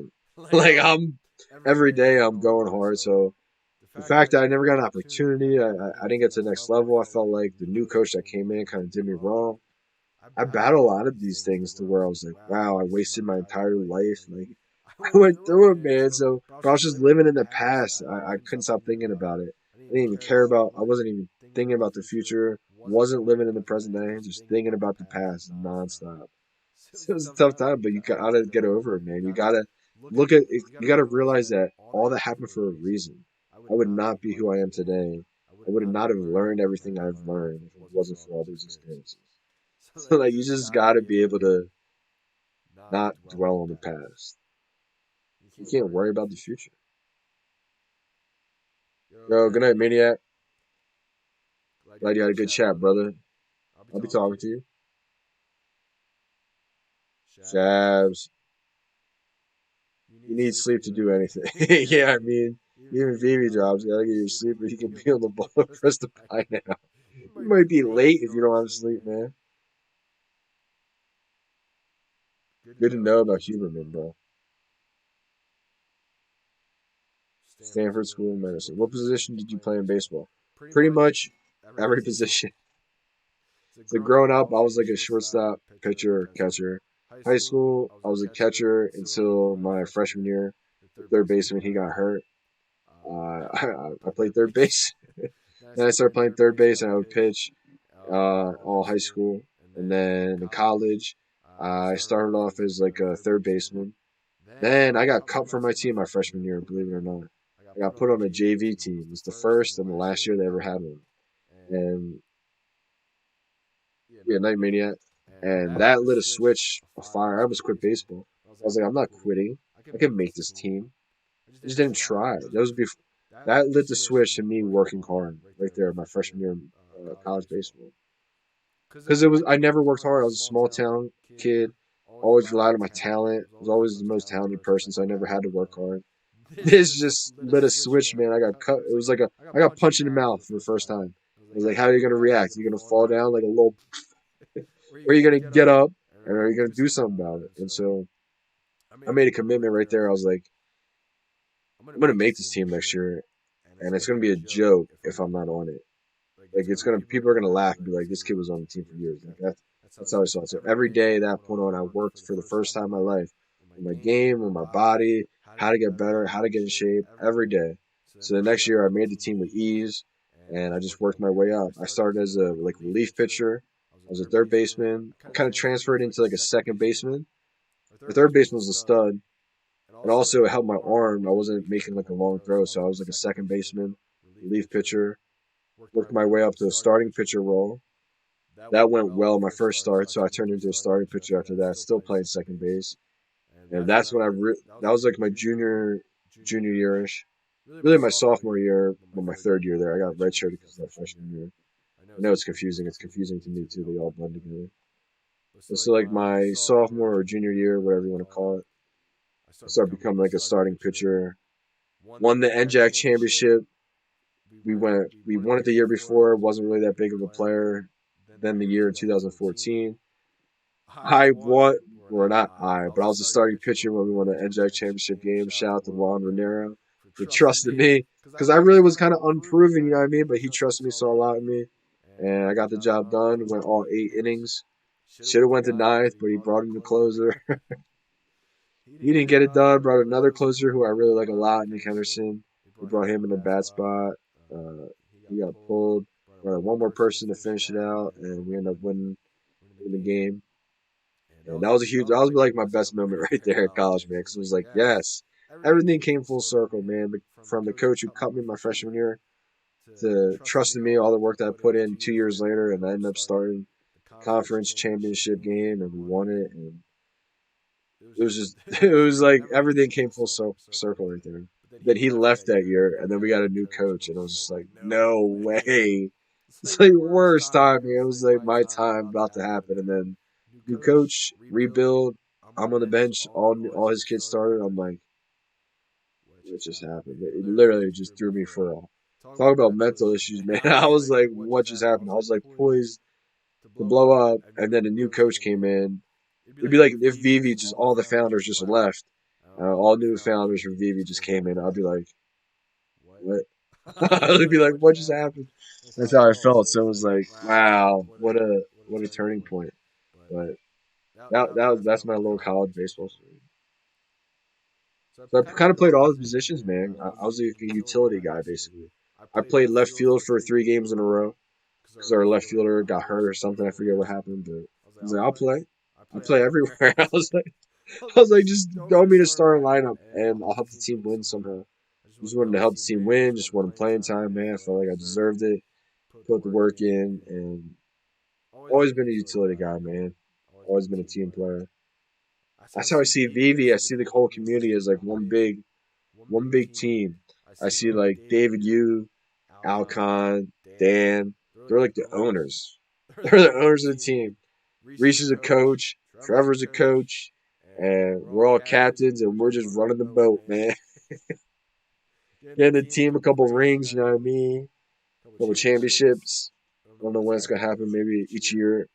At the end of each year, we're going to get a VeVe ring.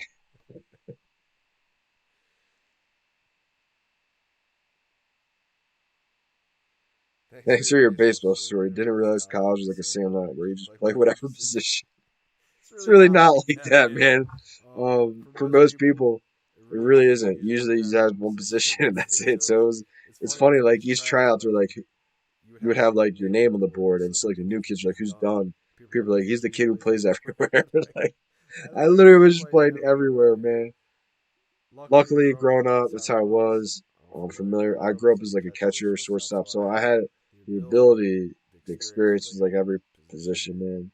I was just so hungry. It really just came down to my determination. Because I know what it felt like to get cut. And I came there for baseball. I was like, I'm trying to do something with baseball. I'm trying to go pro. Put me in the game, coach. You know what I mean? I would say, yeah, I would define me as a baseball player as a pitcher. Starter, I could restart, I could relieve. And then if you need me to play the field, I can play the field. I was a decent hitter. I never got a chance to really hit though. Like I only got, I would say like the most at bats each year was like 50 at bats a year, which really isn't a lot. I only started like so many games. I wasn't a full time starter throughout the entire year. Like my only wish, if I could go back, wish I was like an everyday. I knew I was in the lineup every game. your outlook, your mentality is so much different. I would go to the ballpark and not know if I'm playing. I didn't know if I was playing second. I didn't know if I was going to come and pitch today. I only knew if the games I was going to start. And I love starting though, man. Starting pitching is something that I love. There's not much more things in life that I like besides maybe getting an ultra rare on the VeVe drop than starting a game on the mound, man. I love starting pitching. It's like one on one, you and the batter, and everybody's watching. And what are you gonna do? You're gonna win the battle? You're gonna lose? And I was that's how I looked at it. And I was like, I'll do whatever it takes. I'm not losing. I'm not gonna lose on stage one on one. Like I'll I'll do whatever it takes to beat you. I'll go right up to the line of like dirty playing, cheating. I'll just stare at you until you call timeout. As soon as you call timeout and take your hand off the bat, I'm pitching it. It's up to the umpire to call timeout or not. Like I'm gonna take every little bit of savviness I have and throw it all out there. So that's why I love this so much, man. Like at your highest level, you were the starting pitcher. Yeah, exactly. So the biggest stage I was ever on was the conference championship in our college. We were called the NJAC conference, and probably the best conference in Division 3. I played Division 3 school.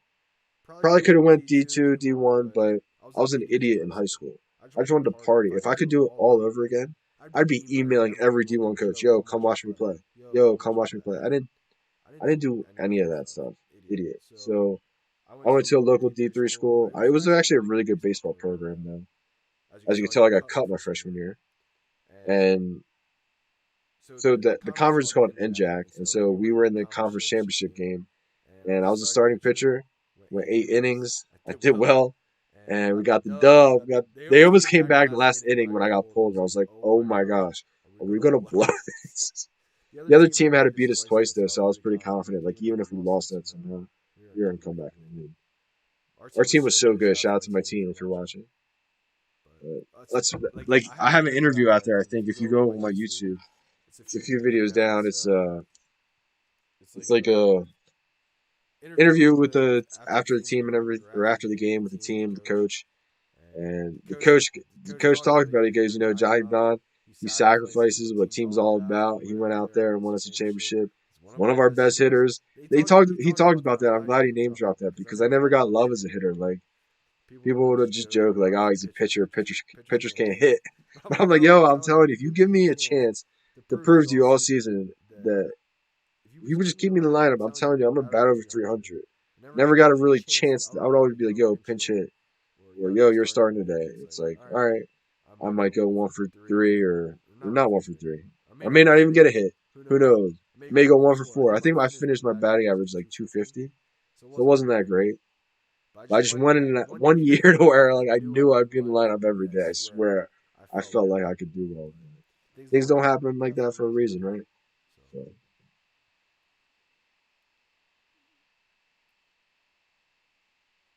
Yo, there's a lot of people from Canada. I wonder why there's a lot of people from Canada on VeVe. That's awesome, though. Shout out to you. I know NFT Pirates is Canadian. That's dope, man. I've only been to Canada once, I think. Once or twice in my life. Montreal, actually. I think I have cousins out there. They're in the hockey, and you would go visit them. Yeah, I gotta hit the batting cage, man. I haven't picked up a bat in a little bit now. People are trying to get me to play like their summer league with baseball. I'm like, I don't know, man. Like, I can't play baseball just to like go have fun. I put too much time. I felt like I had a war with baseball. You know what I mean? Like, I felt like I invested so much energy, time, all my college. Like, I lived a college party lifestyle in high school. So in college, I didn't live that life. Most people, my friends, out partying in college. I'm tunnel vision at night, like working out for baseball. So if people are like, yo, come join my Sunday league baseball, I look at them like, I can't do that. If I go play, I gotta go all in. So it's tough, man. It's probably not healthy, but it's just it's how I am. Yeah, man. Pretty much any position. So that's my little baseball story. Got a little mix in my background, even though we're talking about VeVe, but People got to know who I am. I mean, baseball is a huge part of my life, though. I was a real golfer. I came out the womb, child prodigy golf. Quit golf when I was like 11 for baseball full time. At 11, I remember the day I made the decision too. It was a fork in the road moment because I had to pick for high school. It was the same fork in the road moment that I had with VeVe. Do I buy more or do I stop at three collectibles? Same fork in the road moment, man. I don't know how many you get in your life. I don't know how many I'm gonna have, but I know it felt like the same thing. I remember the moment I picked baseball over golf. I just won another golf tournament. And I was like, this sport sucks. It's like no one's here. I was like, I just won another tournament. Like first place. Every golf tournament I came in first place. Winning golf tournaments left and right from age 7 up to 11. Um, I was like, this sport sucks. I got another free hot dog and no one's here. I was like, yo, I want to play baseball. I want to be with all my friends. Like, and so small town, I was the best at baseball too. So I got all the attention. So I love that. That's what I wanted. I was like, yeah, I'm the fucking man. I didn't mean to curse. Sorry, YouTube. But I was like, yeah, I'm the man with baseball. Like, that's what I wanted to be. But with golf, so I was like, screw golf. And now golf's the sport. And now that baseball, I've never got an opportunity. I'm trying to transfer everything I learned with baseball into golf and really take golf to the next level. I really think I can. So just got to stay grinding with it.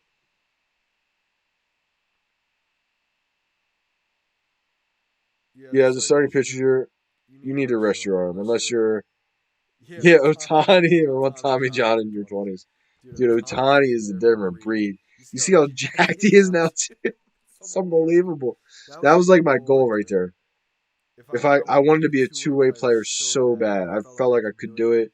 But everyone my whole life is like, no, you got to pick one. It's like, pick one. It's not, I don't feel like Johnny Dunn. I don't feel like myself.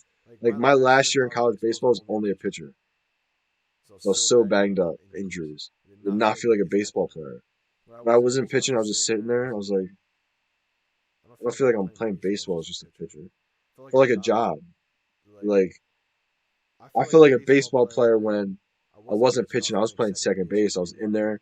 And then when they need me to come in relief, I'd go straight from second to the pitcher's mound. Like, that's unheard of in college. Like, you see that in, like, high school. So, like, the fact that I did that, I only think I did that maybe once or twice in the actual college. Usually, if I was pitching, they wouldn't play me. I would just come in pitching, and then the next day I was going to start in the field. But that was what I saw myself doing, like, eventually. So it's just badass, you know what I mean?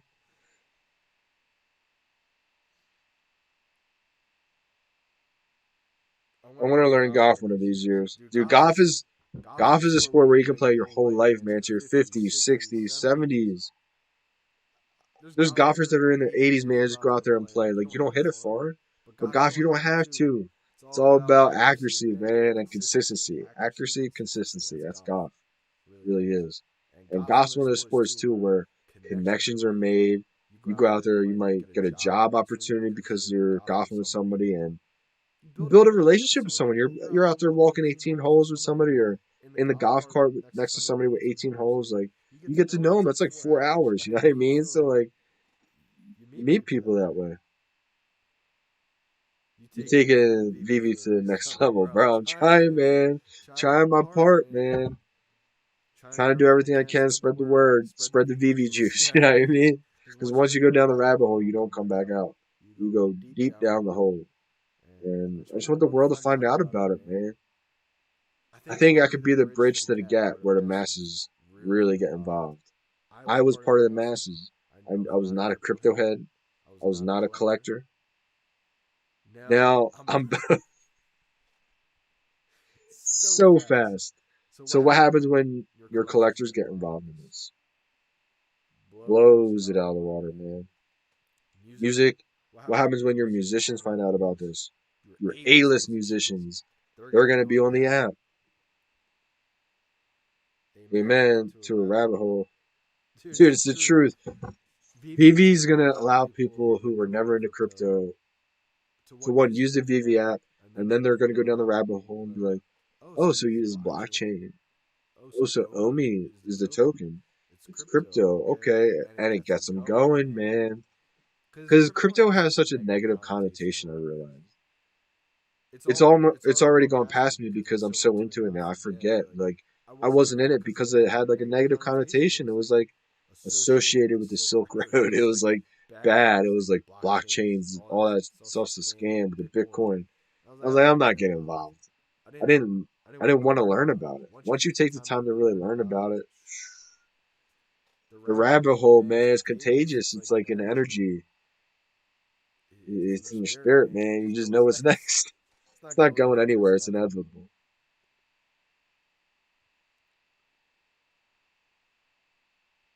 Let's go. Shout out to my boy Sam, man. Let's go. Doing voice chats while we live on stream to you, kid. Yeah, shout out to the Sandman, man. He got me Omi, bro. I would have never been able to get my Omi if it wasn't for him. He sat down. He was like, yo, you're my boy, and I'm not going to let you not have any Omi, man. You're going to figure this out. I'm going to be the one to show you, and we're going to get it together. I was like, dude, I don't know anything. It's going to take hours, bro. I'm going to ask you so many questions. I'm going to repeat myself. I'm going to sound stupid. He's like, dude, I know before X it looks confusing, all that. I'm telling you, you're gonna be able to get it. He what helped too was he kept telling me, he's like, dude, I didn't know crypto either. I got it. I was like, all right, all right. So I'm sitting there, I'm like, yo, dude, all right. So I sent it to the what account, the spot account. What is that again? Dude. So if I can get it, you can get it. Watch the YouTube videos, get familiar with it, get somebody who you trust, who's willing to sit down with you, and don't feel stupid about asking questions, man. Questions are how you learn.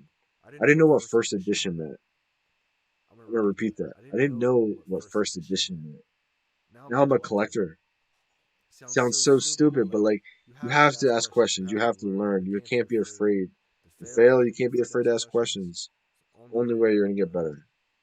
And it's all about just surrounding yourself with positive people so they don't make you feel stupid.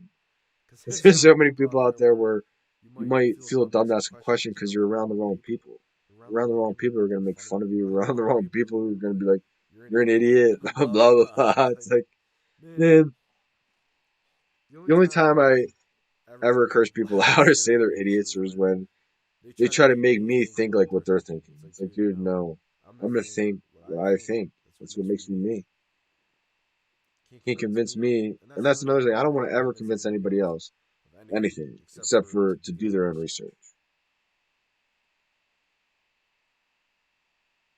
Dude, the interface about VeVe is what I think is going to help their case to go mass market.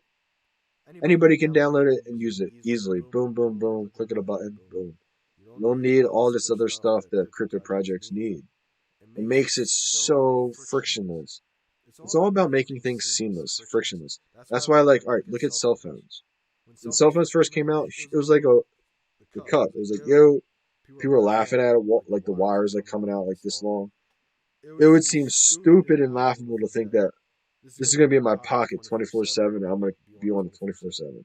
You'd say no, because it's not frictionless yet. Look at the AR goggles right now. Big, bulky, huge things. To think that would be around someone 24/7 would be laughable and stupid because it's not frictionless. Once these are AR glasses,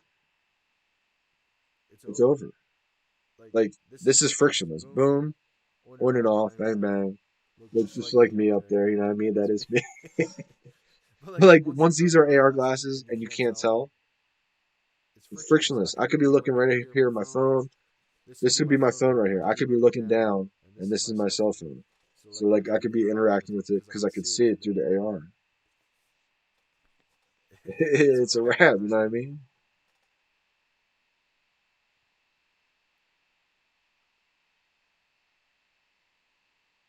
Dude, absolutely. It's all about learning, man. Got to be a constant student of the game. Like, that's one of my favorite sayings, is student of the game, because it's nonstop learning. I'm never, if I'm at the point where I'm in a room where I'm the smartest person, I'm gonna get out of that room and get next to people who are way smarter than me because I'm a sponge, bro. I love learning.